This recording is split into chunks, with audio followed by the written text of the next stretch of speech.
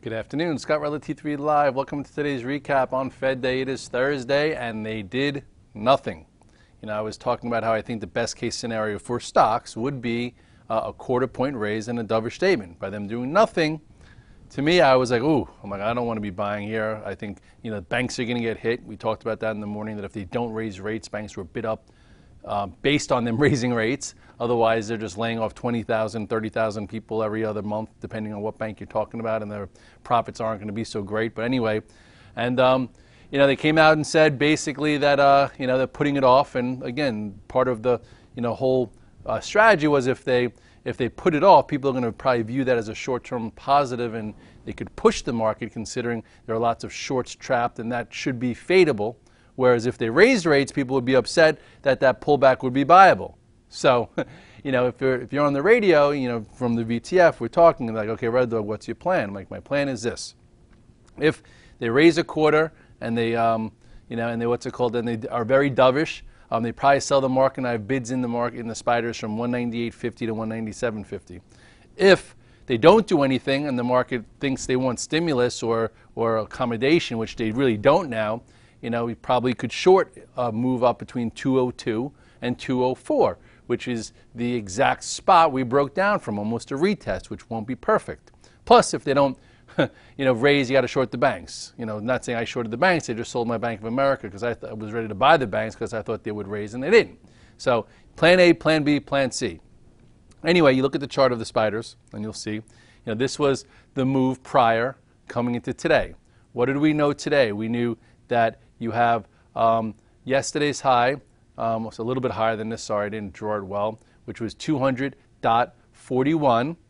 You know that if you were looking long prior this week, this was your spot to get long, into a move back to highs. Maybe you sold a little early, And also, if you happen to be short in here, thinking that on this outside day, when we did not go below 194, you probably cover on this. So this way you could, think clearly if we come back up and retest a broken area.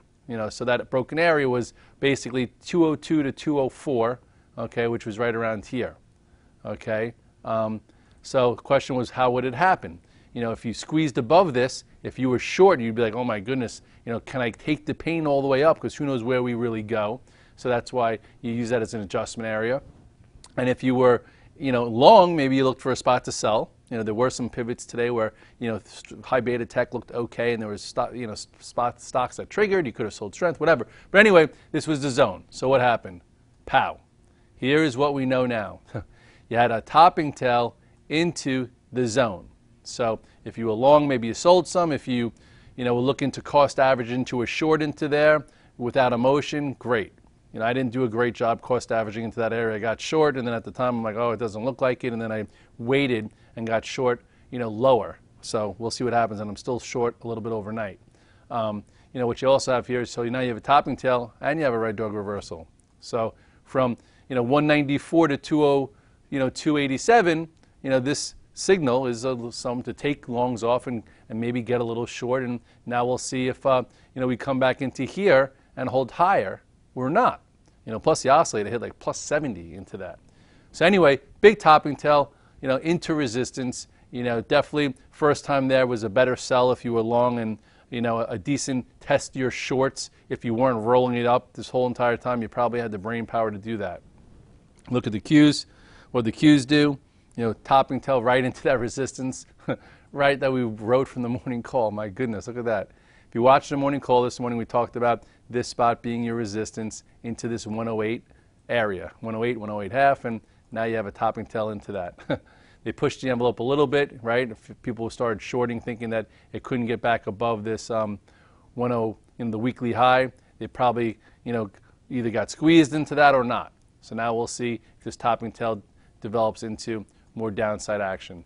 But as of right now, that was the isolated spot from the morning call, which is why hopefully you watch the morning call, because I try and give you, high risk reward places to either sell or maybe get short, or at least, measure the action there versus having, a straight up opinion. The bios pushed into the spot too and actually held better. This was the retest of the neckline, okay, but again, they could push the envelope, which is what they did today. They pushed it into the moving averages. This was one of the first sectors to break above the weekly high, so the bulls were watching that. Okay, so maybe that's, you know, what was a diversion. Anyway, you know, I would have been a seller in here versus a buyer. You know, I was nothing there. I did nothing there. You know, something that was definitely, you know, a little bit of a divergence was, you know, we came in today and on my morning note, if you read it and get it on All Access, you would have saw that I listed a buy price in Amazon, okay, at 532, and I listed a buy price in Google at 669, and wasn't the easiest trades because they're loose and wide, but you know, Amazon did trigger above that and gave you a nice trade, you know. But I said, you know, do not, you know, continue to chase it. Meaning, like when it was, I think, right around, you know, 540, I'm like, you know what, you might as well just take some off and trail the rest. You always, when something, you know, takes out momentum, it's good if momentum stays, and it actually did here. But you know, this was your pivot buy, and then trim into that. And if you still have a long thesis and you think that, you know, market's okay, which it might be, who knows, you're in some still. Google, same thing. Google, we talked about the wedge that that broke here. Remember this wedge? Boom, boom, boom. You had an inside day. A lot of people tried early here. This was your pivot. The pivot was 669, which is what we talked about on Twitter even, and it went as high as 681. So what is that, like 12 points? And hopefully you sold some strength, and if you sold some strength, great. Maybe you took home a little bit because you think that that was just a future sell-off for option expiration, or who knows. But overall, always good to sell some strength, and you know, and that's that. Also, for trade-wise, it was, you know, some of the broken names did decent. I came in along GPRO, so you know, in the bottom end of my segment, I'm like, there are some broken names that might get a day two. You know, they're broken, but they're good tactical trades. One of them was this GPRO. You know, at this point, I'm not sure. You know, it was just a tactical trade right here. If it broke above this, get long, it opened lower. Went positive, was a little trade there. Still has room to the 21-day if it wants, but it doesn't have to get there. This is another resistance. A better one was FIT.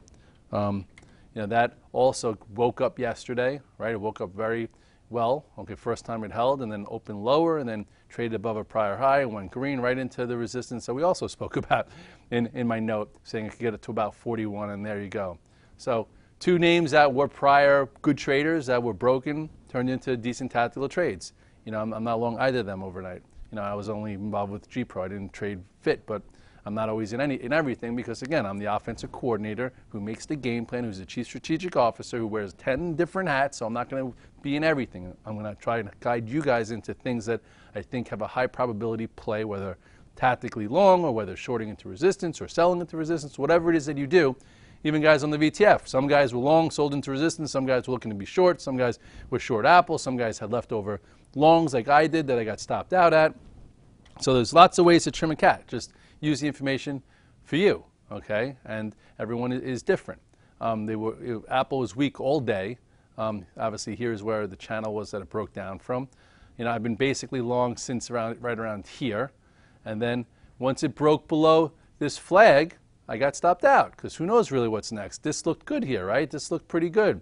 You had a nice little flag gap trying to protect it, you know, showing relative strength since this moved lower. So I was long it, and I said I'll give myself one stop at 115.44, which is yesterday's low, and then I put in my other stop at the, you know, the hourly low, and save myself some money as it closed below 114. So you could always save yourself some money on whatever you're trailing left over. Let me show you the reason why I did 115.11, just to, you know, teach you something here too. Here was, you know, the first move lower, okay, which was, you know, below the prior low. So this was my first stop. And then I had a little left over. It rallied back up, and now I said I'm going to give myself to the low of the day. And at first I was a little upset because I got stopped out here and before that green bar and before the Fed-induced push.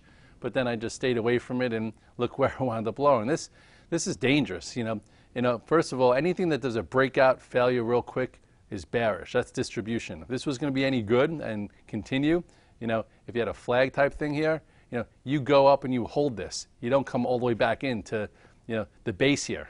No way. That's distribution. That's not healthy. And then look what happened. So we'll see what happens tomorrow. You know, we'll see if it opens lower, however it opens up. But all in all, I'm not in Apple overnight. I've been in it pretty much for a while now, and I'll wait to revisit to see, you know, what kind of Apple we have.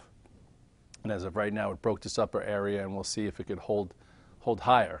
Going back to the spiders did the same thing.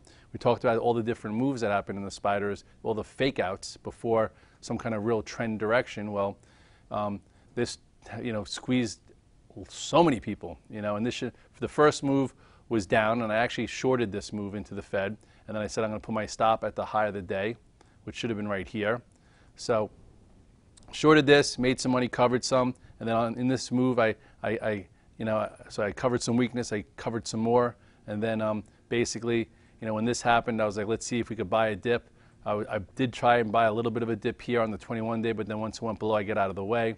And then basically, you had this move, and then this is where I shorted into this move, covered a little bit and have a little bit overnight. But this also, breakout failure is not healthy. That's distribution type action, which is pushing people around for a reason, and the reason is not known by everyone. But anyway, here was your push above. This was one signal to be careful that it's not going to just flag and go. That was right there.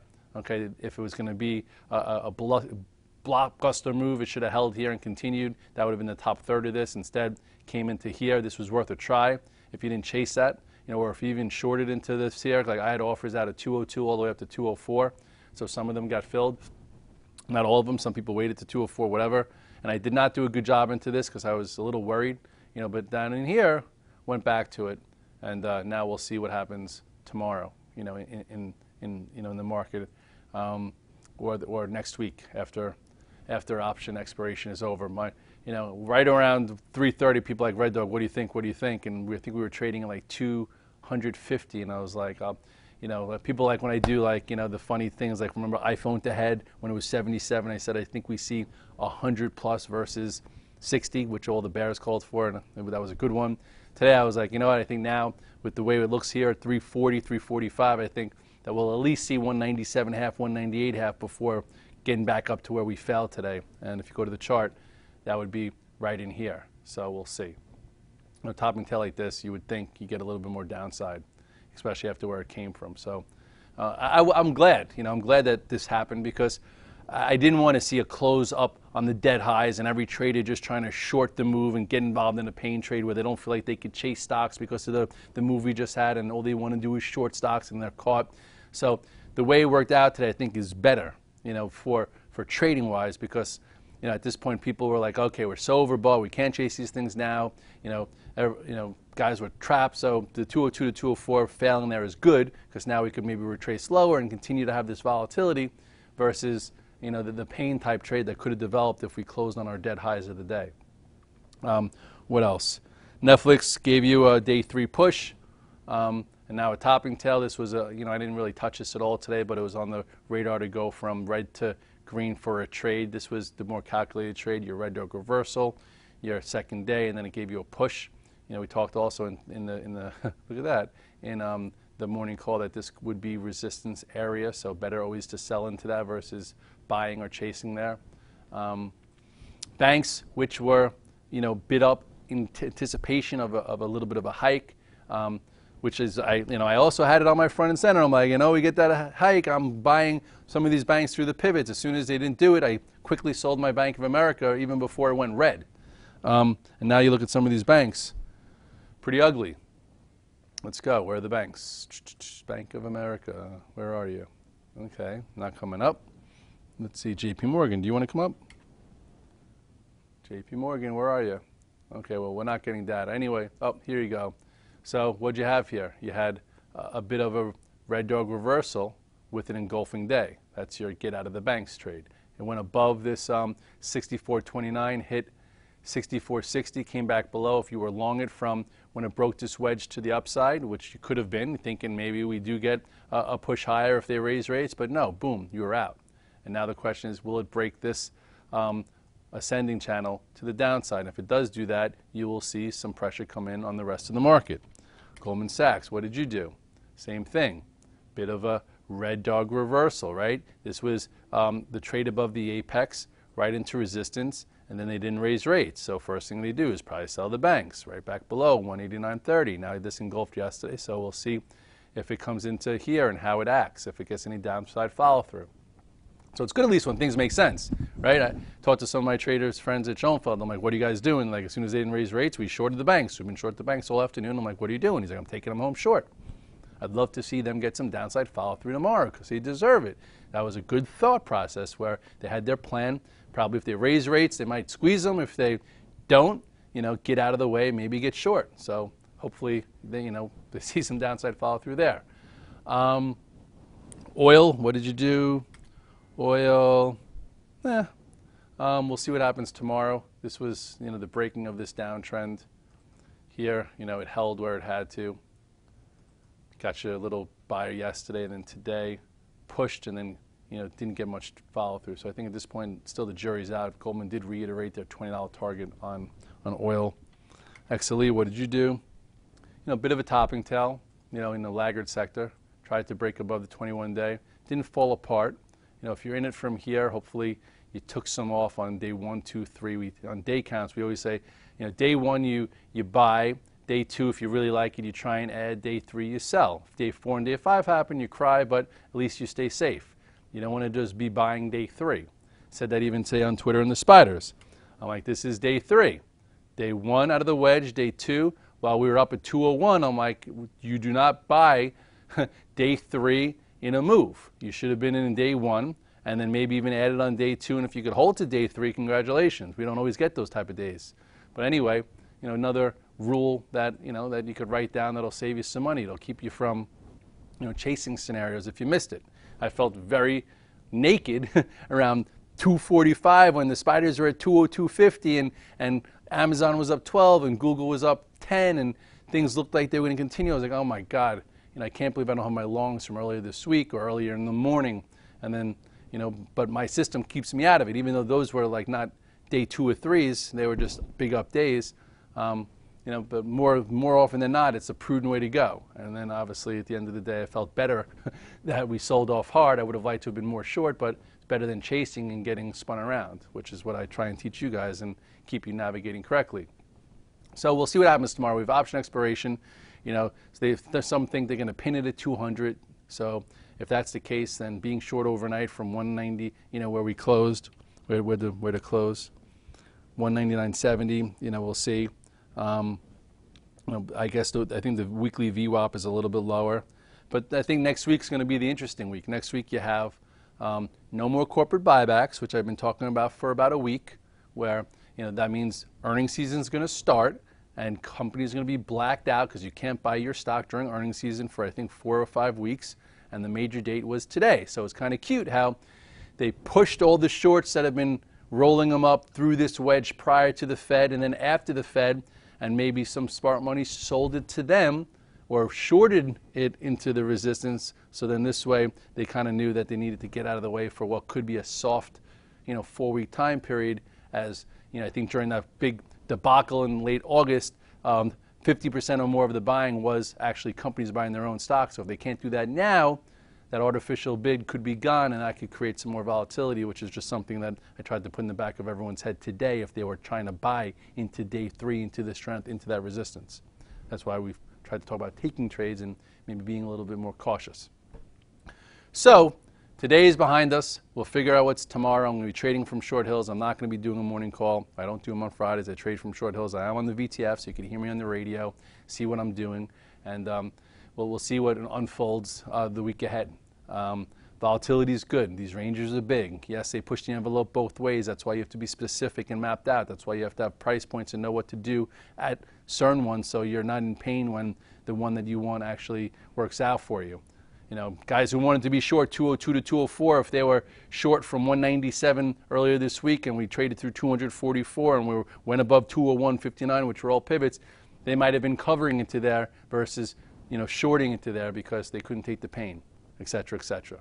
So Fed is behind us. I don't think they did the right thing, but who am I? I'm just a technical analyst that uses a pragmatic approach with a process, with discipline, that likes to do triathlons on the weekends and hang out with my son.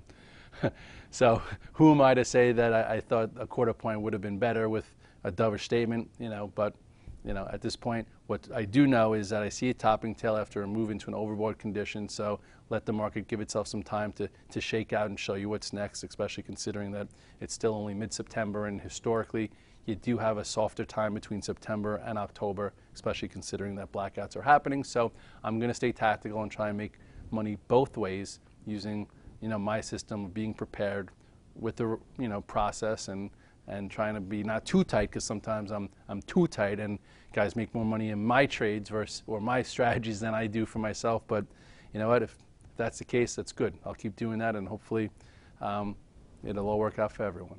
Have a great night. Get a drink. It's Thursday night. It's been a long week already. I feel like, you know, go you know, let off some steam, and well, you know, we'll talk tomorrow. Have a good one.